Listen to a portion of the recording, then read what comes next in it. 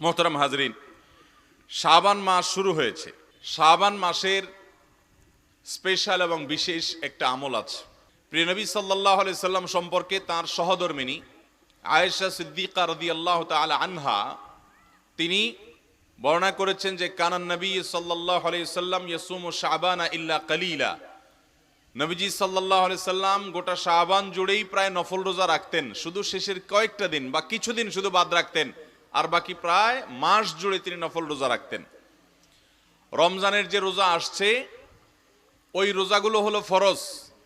রমজানের সিয়াম যেগুলো ফরজ, তার আগে কিছু সুন্নত সিয়াম আছে আর শেষে কিছু সুন্নত সিয়াম আছে। আগে কিছু নফল, পরে কিছু নফল রোজা আছে। পাঁচ ওয়াক্ত ফরজ নামাজে যেরকম আগে এবং পরে কিছু সুন্নত নামাজ আছে না? যেমন ফজরের আগে কয় রাকাত সুন্নত আছে? 2 রাকাত। জোহরের আগে আর পরে, মাগরিবের পরে, এশারের পরে। তাহলে এই যে পাঁচ ওয়াক্ত নামাজের আগে এবং পরে আবার কিছু সুন্নত নামাজ আছে, এগুলো কেন? এগুলোর একটা উদ্দেশ্য হলো মূল যে আয়োজন, মূল যে সালাত নামাজ, ওইটার আগে একটু রিহার্সেল করা, চর্চা করা, অনুশীলন করা, যাতে করে মূলটা সুন্দর করে করা যায়। অথবা মূলটাতে যদি কোনো ঘাটতি থাকে, যাতে করে সুন্নত বা এক্সট্রা নফলটা দিয়ে ফরজের ঘাটতি পূরণ হয় কিয়ামতের ময়দানে। এটাও একটা উদ্দেশ্য, এবং আরো বিভিন্ন উদ্দেশ্য এই সুন্নত নামাজগুলোর আছে। তো পাঁচ ওয়াক্ত ফরজ নামাজের আগে পরে যেরকম সুন্নত নফল নামাজ আছে, ঠিক একইভাবে রমজানের ফরজ রোজার আগে কিছু রোজা আছে, পরে কিছু রোজা আছে। আগের রোজা হলো শাবানের রোজা, আর পরের রোজা হলো শাওয়ালের 6 রোজা। শাবানের রোজা এটার কোনো সংখ্যা ঠিক করা নেই, যে যত বেশি পারে তত বেশি রাখবে ততই উত্তম। এটাই নবী করিম সাল্লাল্লাহু আলাইহি সাল্লামের সুন্নাহ। মোহতারাম হাজরিন, আমাদের প্রিয় নবী সাল্লাল্লাহু আলাইহি ওয়াসাল্লাম তিনি শাবান মাসে এত বেশি নফল রোজা রাখতেন। তার অত্যন্ত স্নেহের সাহাবী ওসামা ইবনে যায়েদ রাদিয়াল্লাহু তাআলা আনহু, উনি নবী করিম সাল্লাল্লাহু আলাইহি সাল্লামকে জিজ্ঞাসা করেছেন, হে আল্লাহর রাসূল, আপনাকে শাবান মাসে আমি এত বেশি নফল রোজা রাখতে দেখি, অন্য কোনো মাসে আপনি এত নফল রোজা রাখেন না, এর কারণ কি? তখন নবী সাল্লাল্লাহু আলাইহি সাল্লাম 2টা কারণ উল্লেখ করেছেন। কয়টা কারণ? 2টা। তার 1 নম্বর কারণ হলো তিনি বলেছেন, শাবান এমন একটা মাস, যেই মাস রজব এবং রমজান দুটি তাৎপর্যপূর্ণ মাসের মধ্যবর্তী মাস। অর্থাৎ এই মাসের আগের মাসটা ছিল রজব মাস। রজব হলো সম্মানিত 4 মাসের একটা, কোরআন ঘোষিত সম্মানিত 4 মাসের একটা হলো রজব। আর শাবানের পরের মাসটা হলো সাইয়্যিদুশ শুহুর, সকল মাসের শ্রেষ্ঠ মাস রমজান। তাহলে শাবানের এক পাশে হলো সম্মানিত মাস, আরেক পাশে হলো বছরের শ্রেষ্ঠ মাস। 2টা গুরুত্বপূর্ণ মাসের মধ্যখানে এই মাসটা অনেকে অবহেলা করে কাটায়, যে এইটার তো বিশেষ কোনো তাৎপর্য নাই, তাহলে আর ইবাদত বন্দেগী আর কি করে, দরকার কি আর করার। অনেকটা অবহেলা উদাসীনতার সাথে এই মাসকে অনেকে কাটায় দেয়। আবার অনেকে চিন্তা করে রমজান তো আসছেই, তখন কোরআন তেলাওয়াত তো করবই, তখন তো ইবাদত বন্দি করবই, এখন আর এত ইবাদত বন্দি করার কি আছে। এই জন্য শাবান মাসে অনেকে গাফলতিতে সময় কাটা দেয়। আর যে সময়টাতে মানুষ গাফেল থাকে, উদাসীন থাকে, অবহেলা করে, যে সময়টার ব্যাপারে মানুষ যত্ন নেয় না, ওই সময়টাতে ইবাদত করার একটা বিশেষ গুরুত্ব আছে, বিশেষ তাৎপর্য আছে। এই জন্য আমি এই মাসে বেশি বেশি নফল রোজা রাখি। একটা কারণ জানলেন, এবং সেই সাথে এও জানলেন যে আমলটাতে বা যে সময়টাতে মানুষ গাফেল থাকে, মানুষ ইবাদত বন্দেগী করে না, উদাসীন থাকে, অলস কাটায়, ওই সময়তে ইবাদতের গুরুত্ব একটু বেশি। একটা মানুষ, তাকে সবাই সালাম দেয়, আপনিও সালাম দিলেন, সওয়াব পাবেন। আরেকজনকে কেউ সালাম দেয় না, একজন রিকশাওয়ালা মানুষ, একজন দিনমজুর খেটে খাওয়া মানুষ, তাকে যদি আপনি, অন্য কেউ যেহেতু সালাম দেয় না, আপনি গিয়ে তাকে যদি সালাম দেন এই নিয়তে যে এই লোকটাকে কেউ সালাম দেয় না, অবহেলা করে, এই জন্য আমি তাকে গিয়ে সালাম দিলাম, ইনশাআল্লাহ এটার কারণে আপনি অতিরিক্ত সওয়াব পাবেন। একটা মানুষকে সবাই দান করে, আরেকজনকে কেউ দান করে না, যাকে দান করে না আপনি গিয়ে তাকে দান করলেন, এর কারণে আল্লাহর কাছে আপনি অতিরিক্ত সওয়াব পাবেন।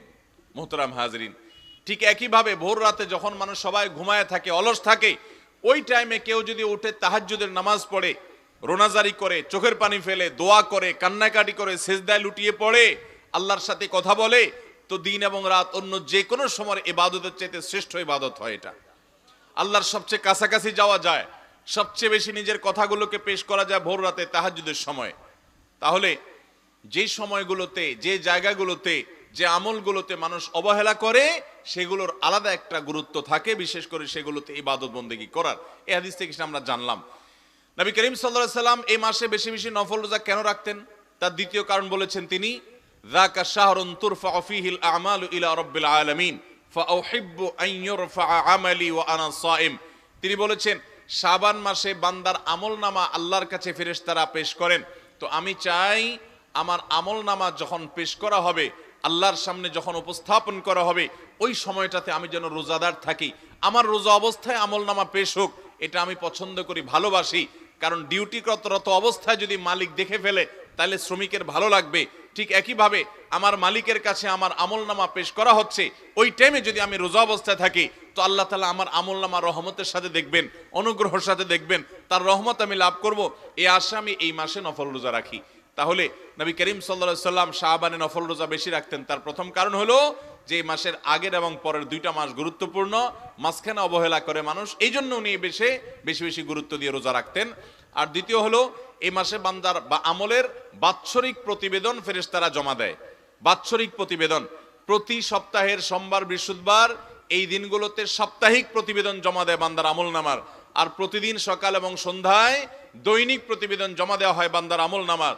তাহলে আমাদের সমস্ত আমলনামা, ভালো কাজ কিংবা মন্দ কাজ যাই করি না কেন, এটা আল্লাহর সামনে পেশ করেন ফেরেশতারা 3 দফায়, প্রাত্যহিক, প্রাত্যহিক, সাপ্তাহিক এবং বাৎসরিক।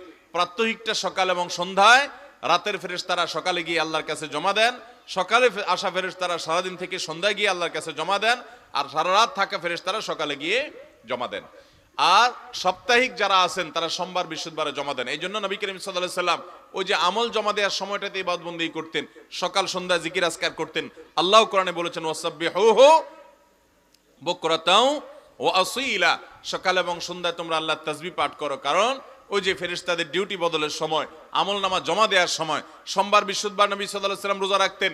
কেন রাখতেন? সোমবারের ব্যাপারে তিনি বলেছেন যাকা ইয়াউমুন বুলিদতু ফি, এই দিনে আমার জন্ম হয়েছে সেজন্য আমরা রোজা রাখি। তার জন্মদিনে তিনি রোজা রাখছেন, আর আমরা আমাদের জন্মদিনে আরো বেশি করে খাই। নবী করিম সাল্লাল্লাহু আলাইহি সাল্লাম সোমবার, বৃহস্পতিবার 2 দিন সপ্তাহে রোজা রাখতেন। কেন? তিনি বলেছেন কারণ সারা সপ্তাহের আমলনামা এই 2 দিন পেশ করা হয়। শাবান মাসে তিনি বেশি রোজা রাখতেন, যে মাসটাতে আমরা এখন আছি। কেন? তার উত্তরে তিনি বলেছেন যে সারা বছরের আমলনামা পেশ। এজন্য ভাইরা আমার, এই শাবান মাসে একজন মুসলমান হিসাবে আমাদের জন্য সবচেয়ে বড় কর্মসূচি হবে এই মাস জুড়ে আমরা বেশি বেশি নফল রোজা রাখবো ইনশাআল্লাহ। চেষ্টা করবো তো ইনশাআল্লাহ। ভাইরা আমার, প্রিয় নবী সাল্লাল্লাহু আলাইহি ওয়াসাল্লাম এই মাসে অনেক বেশি নফল রোজা রাখতেন। আমাদের উচিত সেই চেষ্টা করা। এটা হলো এই মাসের আমল। হঠাৎ করে আপনি রমজানের রোজা যদি শুরু করে দেন, হঠাৎ করে চাঁদ উঠলো, আজকে চাঁদ উঠলো, কালকে রমজান শুরু হলো, আপনি রোজা শুরু করে দিয়েছেন, তো আপনার খাদ্য অভ্যাসে একটা পরিবর্তন হবে। সারাদিন বা সারা বছর আপনি যেভাবে খাদ্য অভ্যাস ছিল আপনার, হঠাৎ করে 1 মাসের জন্য পুরো খাদ্য অভ্যাস পরিবর্তিত হয়ে যাবে। অনেকে অসুস্থ হয়ে পড়ে, কারণ নতুন খাদ্য অভ্যাসের সাথে নতুন যে তার শিডিউল থাকে, রুটিন থাকে দৈনন্দিনের, সেটার সাথে সে অভ্যস্ত হতে পারে না। শুরুতে ম্যাচ করতে করতে কষ্ট হয়ে যায়, তো ইবাদত বন্দেগীও করতে পারে না, পেট খারাপ হয়, অসুখ হয়, জ্বর হয়। এই জন্য আগে থেকে যদি আপনি এই মাসের শাবান মাস থেকে কিছু কিছু নফল রোজা রাখা শুরু করেন, তাহলে আপনার একটা অভ্যাস গড়ে উঠবে, রমজান রোজা রাখাটা সহজ হবে। এই জন্য নবী করিম সাল্লাল্লাহু আলাইহি সাল্লাম শাবান মাসে বেশি বেশি নফল রোজা রাখতেন। চেষ্টা করবো তো ইনশাআল্লাহ। তবে শাবানের শেষের দিকে রোজা রাখা অপছন্দনীয়, বিশেষ করে একেবারে শেষের দিন। কারণ হলো রমজান আসছে, তার আগেও রোজা রাখছেন, রমজানেও রোজা রাখছেন, মাঝে কোনো ব্যবধান যদি না থাকে তাহলে রমজানের রোজার আলাদা কোনো গুরুত্ব, আলাদা কোনো ফিলিংস আপনার মধ্যে থাকবে না। এই জন্য শেষের দিনগুলোতে রোজা রাখবেন না। শাবানের শেষের দিনগুলোতে খাওয়া দাওয়া করবেন দিনের বেলায়, এরপর রমজান রোজা রাখবেন। তাতে রমজান রোজার আলাদা একটা ফিলিংস আপনার মধ্যে অনুভব হবে, আলাদা একটা ভালো লাগা আপনার মধ্যে কাজ করবে। অতএব শাবান মাসে নফল রোজা বেশি বেশি রাখবো তো ইনশাআল্লাহ। এছাড়া আমাদের মায়েরা যারা ফরজ রোজা ভাঙতি আছে গত বছরের, এবছর শাবানের মধ্যে সেগুলো রেখে ফেলবেন। আমরা পুরুষরা যারা অসুস্থতার কারণে, সফরের কারণে রোজা ভাঙা গেছে, সেগুলো আমরা শাবানের মধ্যে রেখে ফেলবো। আমরা জানি আয়েশা রাদিয়াল্লাহু তাআলা আনহা, তিনি তার ভাঙতি রোজা এই শাবান মাসে রাখতেন। এর আগে কেন রাখতেন না? কারণ নবী করিম সাল্লাল্লাহু আলাইহি সাল্লাম তার সাথে ছিল, এবং স্বামীর সাথে থাকার কারণে তার হক আদায় করার প্রয়োজন থাকতে পারে, সেই কারণে তিনি রোজা রাখতেন না। কত দায়িত্ববান ছিলেন স্বামীর প্রতি। এবং সেই সাথে শাবানে এসে নবী করিম সাল্লাল্লাহু আলাইহি ওয়াসাল্লাম নিজেই গোটা মাস জুড়ে যেহেতু নফল রোজা রাখতেন প্রায়, এই জন্য এই সুযোগে তিনি তার ফরজ রোজাগুলো রেখে ফেলতেন। অতএব আমাদের যাদের ভাঙতি রোজা আছে, ফরজ রোজা আছে আগের বছরের, এই শাবানের মধ্যে আমরা সেগুলো রেখে ফেলবো। তাছাড়া শাবানের রোজা বলছি শেষের দিনগুলোতে রোজা রাখবো না, এবং শাবান মাসে এসে রমজানের প্রস্তুতি গ্রহণ করব ভালোভাবে, যাতে করে রমজানকে সঠিক এবং সুন্দরভাবে কাটানো যায়। সবাই চেষ্টা করবো তো ইনশাআল্লাহ। তাহলে এই শাবান মাসের যে দিনগুলো আছে, আসুন এখন থেকে চেষ্টা করি এবং নিয়ত করি অন্তত 2-4-5টা রোজা করে হলেও রাখা শুরু করে। নবী করিম সাল্লাল্লাহু আলাইহি সাল্লাম যে মাসের প্রায় পুরাটুকু রোজা রাখছেন, সেখানে আমরা গোটা মাসে 2-4টা রোজাও রাখবো না, এটা কত দুঃখজনক বিষয়। আল্লাহ আমাদের সবাইকে আমলের তৌফিক দান করুন। নবী করিম সাল্লাল্লাহু আলাইহি সাল্লামের এই শাবানের রোজার বিষয়ে একটা নয়, দুইটা নয়, বহু হাদিস বর্ণিত হয়েছে। আমাদের আয়েশা রাদিয়াল্লাহু তাআলা বর্ণিত আরেকটি হাদিস আছে, তিনি বলেছেন, আমি নবী করিম সাল্লাল্লাহু আলাইহি সাল্লামকে কখনো দেখি নাই ইস্তাকমালা সিয়ামা শাহরিন ইল্লা রমাদান, রমজান ছাড়া পুরা মাস রোজা রাখতে তাকে কখনো দেখি নাই, এবং সবচাইতে বেশি রোজা রাখতে আমি তাকে শাবান ছাড়া কোনো মাসে দেখি নাই। অন্য আরেকটা হাদিস অবশ্য আছে যে নবী সাল্লাল্লাহু আলাইহি সাল্লাম বলেছেন, আফদালুস সিয়ামি বাদা রমাদান শাহরুল্লাহিল মুহাররম, রমজানের পরে আল্লাহর কাছে সবচাইতে উত্তম রোজা হলো আল্লাহর মাস মুহররম মাসের রোজা। তো এই জন্য উলামায়ে কেরাম এই দুই হাদিসের মধ্যে সমন্বয় করে বলেছেন যে শাবানই হলো সবচেয়ে উত্তম নফল রোজার জন্য। নবী করিম সাল্লাল্লাহু আলাইহি সাল্লাম ওইটার ফজিলত বলেছেন, কিন্তু সেটার উপর আমল করার সুযোগ পান নাই, দুনিয়া থেকে চলে গেছেন। কিন্তু ওইটার পরে শাবানের রোজা হলো নফল রোজার জন্য সবচেয়ে আদর্শ এবং গুরুত্বপূর্ণ মাস।